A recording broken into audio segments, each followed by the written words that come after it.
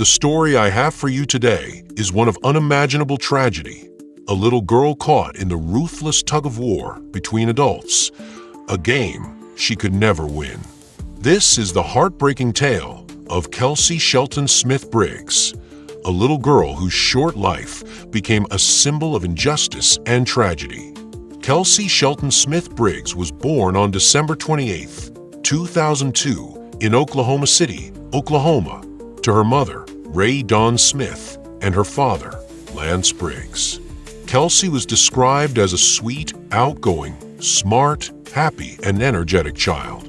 She loved movies like Brother Bear, Shrek, and Monsters Incorporated. Kelsey adored dancing, swinging, and her Cabbage Patch doll, which she would clutch tightly as she fell asleep each night.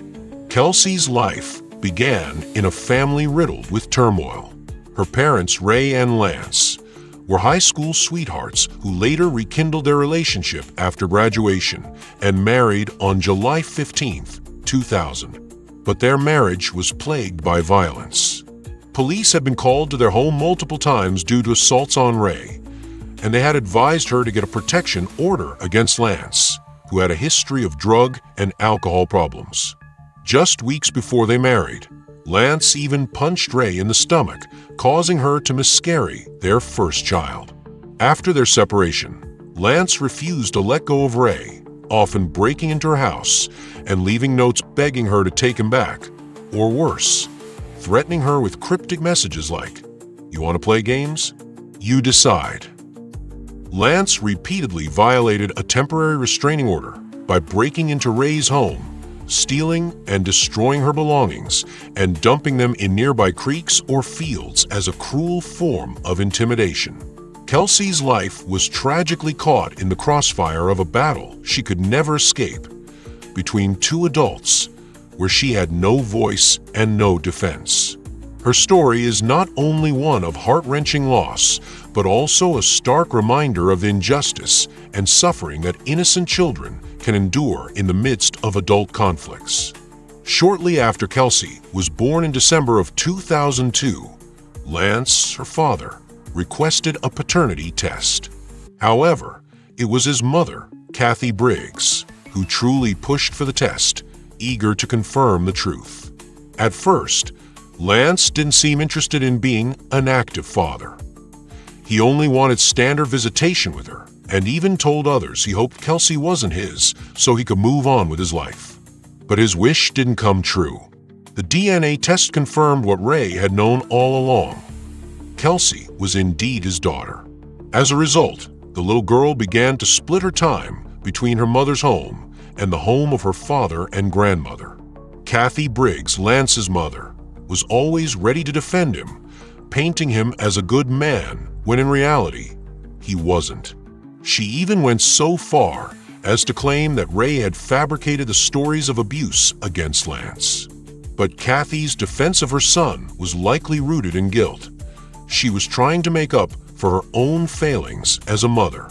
Kathie's own troubled past included her losing custody of her children after a shocking outburst where she screamed, "Take these kids, or I will kill every one of them." Only years later, after remarrying, did she regain custody of her children, including Lance. When Raye left Lance and revealed the truth about the man he was, Kathie developed a deep grudge against her. Her hostility grew, turning into name-calling and spreading malicious rumors. But it wasn't enough for Kathie to just resent Raye. She wanted Kelsey. Over the next 2 years, Kathie stalked Raye, following her everywhere, to school, to work, and anywhere else she went. In June of 2003, Lance married his second wife, and Kathie instructed her new daughter-in-law to follow Raye and gather information about her.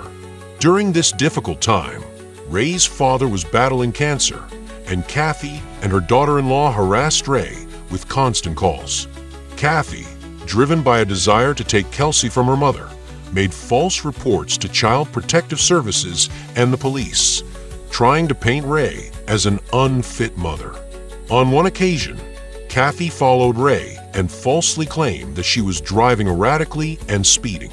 However, unbeknownst to Kathie, a police officer on the same road found no evidence of any dangerous driving.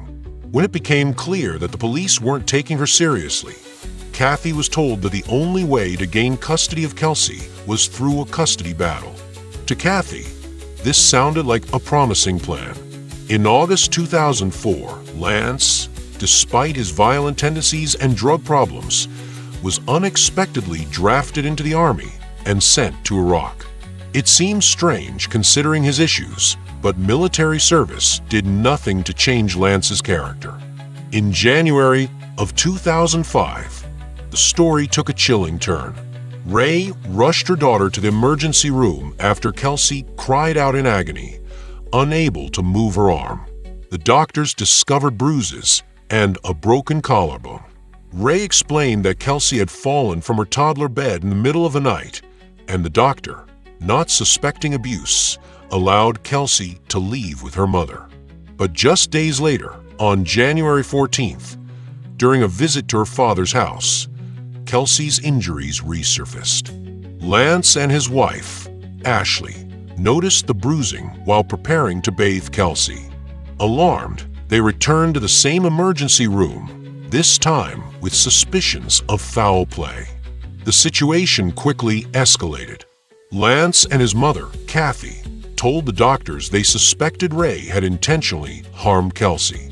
This prompted the involvement of the police, who took 9 photographs of Kelsey's injuries. A nurse, deeply concerned, stated that the bruising appeared consistent with abuse. Lance fueled the suspicion, mentioning Raye's drinking and her new boyfriend, Michael Porter, suggesting a volatile environment for Kelsey. When Raye was interviewed by a detective, she insisted that the bruising on Kelsey's face had been from a fall, but she had no explanation for the other marks. The officer, however, seemed convinced that Raye was genuinely worried about her daughter. Despite this, the investigation was far from over. Kathie Briggs, never one to let an opportunity slip, pointed to the fresh bruises on Kelsey's body. She couldn't understand how Raye, as a mother, could have missed them. The tension was palpable, and the conflict between mother and grandmother grew.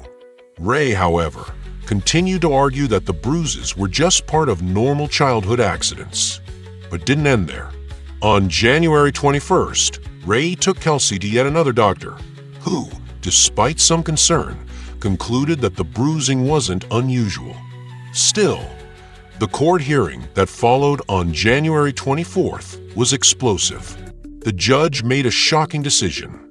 Kelsey would be removed from Raye's care and sent to live with her grandmother, Kathie Briggs. The case had taken an unexpected and dark turn. A child welfare worker had conducted an investigation, finding inconsistencies in Raye's explanations about Kelsey's injuries. Raye admitted somewhat reluctantly that she had occasionally spanked Kelsey while she wore a diaper, but she vehemently denied causing harm. Michael Porter, Raye's boyfriend, wrote a letter in her defense, praising her as a loving and dedicated mother who would never hurt her daughter. But the legal battle raged on. In early February, Raye was granted supervised visits with Kelsey, but it wasn't long before things took another unsettling twist. By April and May of 2005, more bruises began to appear on Kelsey's body. Child Services, once again, got involved, questioning Raye's account that Kelsey had simply fallen. The tragic cycle of suspicion, conflict, and pain seemed relentless. Each bruise a silent testament to a horrifying struggle no one could stop. Kelsey's stepmother, Ashley Briggs, watched in growing horror as the injuries kept mounting. Every time Raye brought Kelsey back from her visits, there was something wrong, some new bruise, a new injury. But what struck Ashley the most was the disturbing pattern. Kelsey's injuries only seemed to escalate after Michael Porter entered their lives.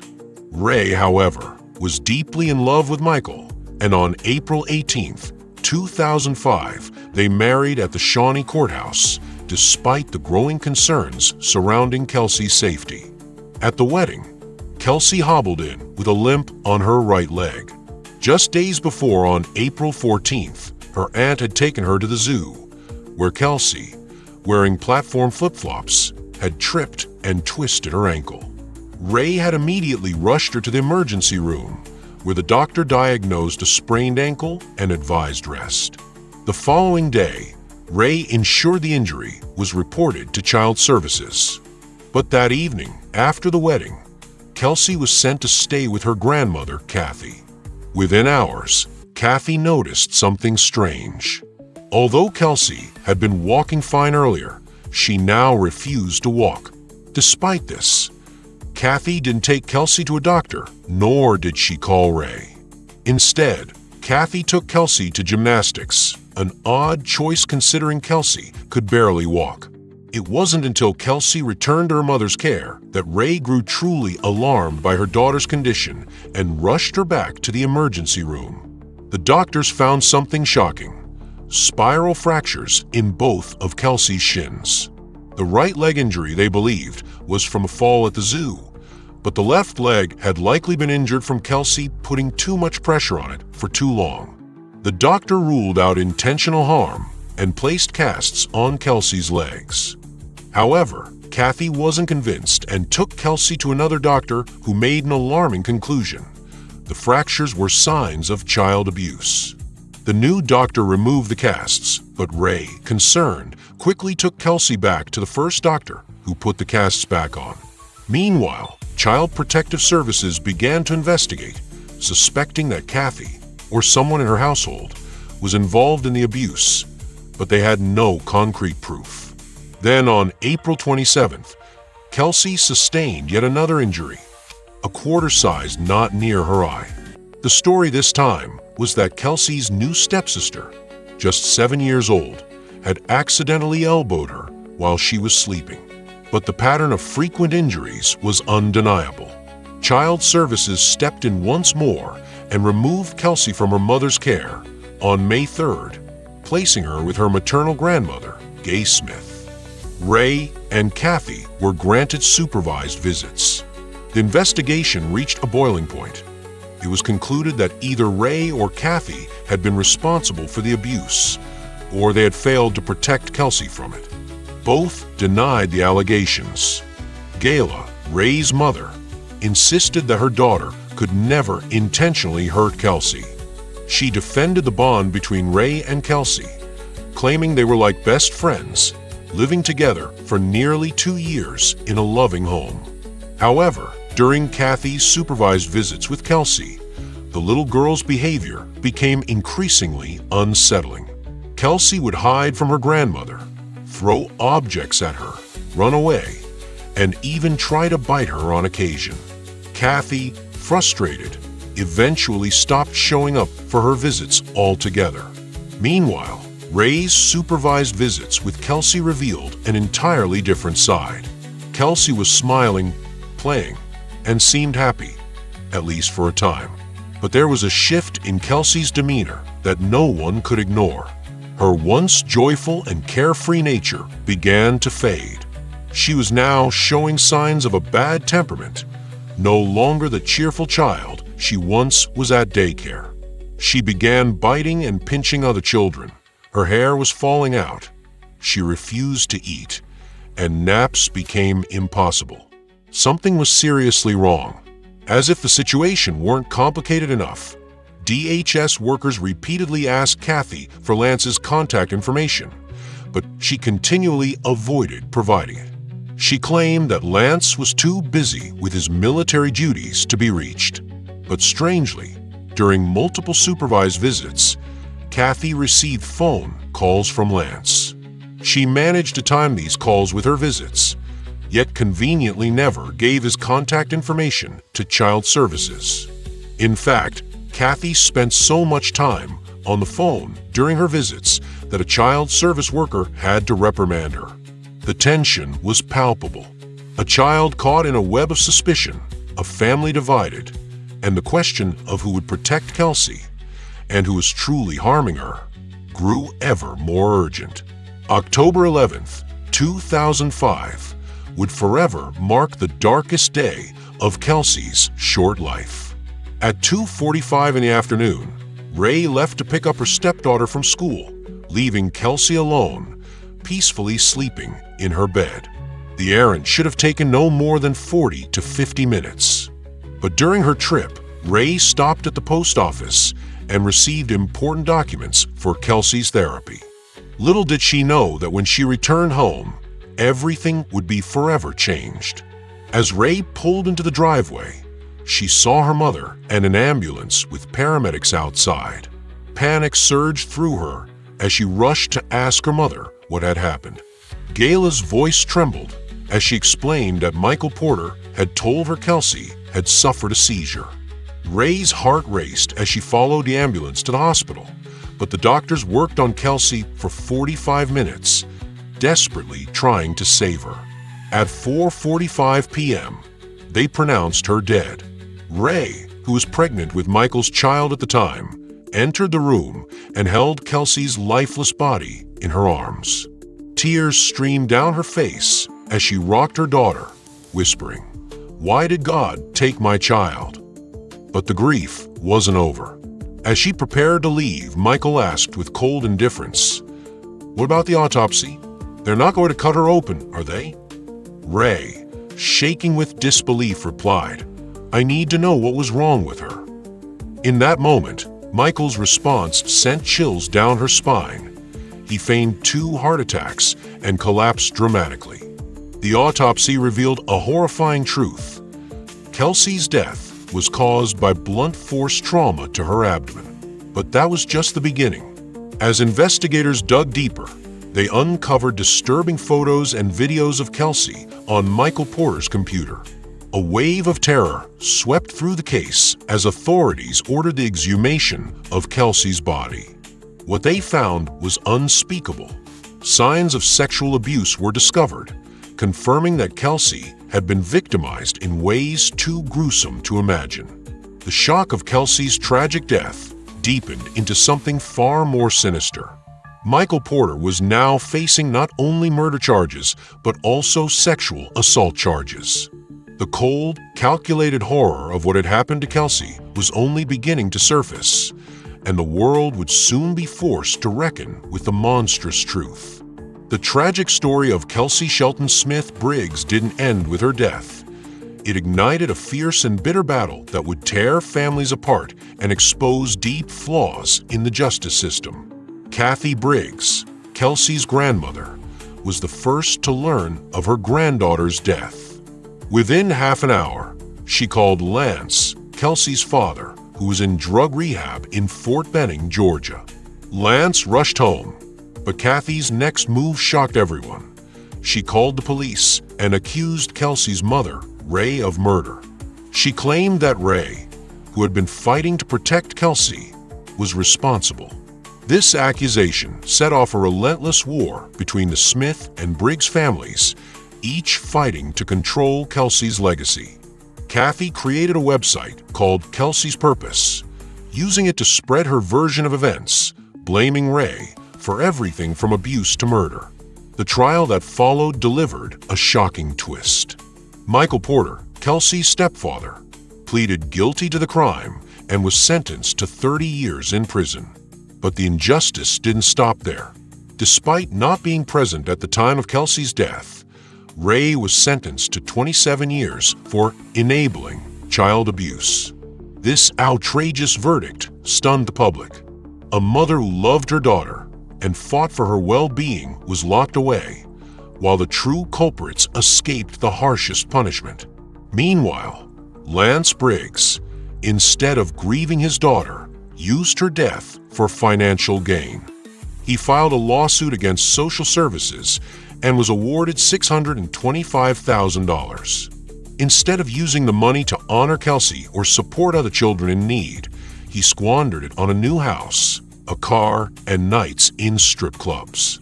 His actions left a bitter taste in the mouths of those who had hoped he would be a voice for his daughter. Kelsey's tragic story didn't end with the trial. Raye and her family continue to fight for justice, determined to prove her innocence. But Kathie Briggs and her supporters persist in their campaign, using Kelsey's memory to further their own agendas. The case has become a symbol of the flaws in the child protection system and how easily the truth can be manipulated for personal gain. Despite the years that have passed since Kelsey's death, her story still resonates deeply with many. Raye, still behind bars, continues to maintain her innocence. She holds on to the hope that one day justice will prevail. Meanwhile, Kathie Briggs, despite mounting doubts about her version of events, continues to use Kelsey's memory for her own purposes, ignoring the true interests of the child she claims to protect. Kelsey's story isn't just a tragic tale of abuse and injustice. It's a reminder of how easily the truth can be lost in the chaos of personal agendas. It's a call to action for the reform of child protection and judicial systems to ensure that such tragedies never happen again. But more than anything, Kelsey's story is a testament to her spirit. She was a vibrant, loving child who brought joy to everyone around her. Her life, though short, was full of love, laughter, and the simple pleasures of childhood. Kelsey's memory lives on, not just as a symbol of what was lost, but as a beacon of love and resilience. Every year, on her birthday and the anniversary of her death, people gather to honor her memory. Candles are lit, balloons are released, and stories of Kelsey's warmth and kindness are shared. Her tragedies sparked important conversations about domestic violence and child abuse, leading to the creation of programs dedicated to protecting vulnerable children. Despite Kathie Briggs' attempts to tarnish the memory of Kelsey and her mother, Raye, many people continue to believe in Raye's innocence. They see her as a mother wrongfully punished, a victim of a broken system and the manipulation of others. Kelsey Shelton Smith Briggs' story is a powerful reminder of the need to protect our most vulnerable, to speak the truth, and to never give up on justice, no matter how impossible the fight may seem. Kelsey's death led to a major change in the law. Kelsey's Law, which went into effect on November 1st, 2006. This law gave state agencies more power to step in and protect children in abusive homes. Kelsey's funeral took place on October 15, 2005, at Parks Brothers Funeral Home, and she was buried at New Hope Cemetery in Mirror, Oklahoma. Kelsey's tragic story left many questions unanswered. Was her mother, Raye, aware of the abuse Kelsey was suffering at Michael's hands? Raye seemed to do her best to protect Kelsey, taking her to doctors and even reporting an injury to child services. But could she have known more? Was Raye responsible for what happened to Kelsey? Did she deserve the 27-year sentence, or was the system to blame? What do you think? Share your thoughts in the comments below. And don't forget to like and subscribe to help us share more stories like Kelsey's.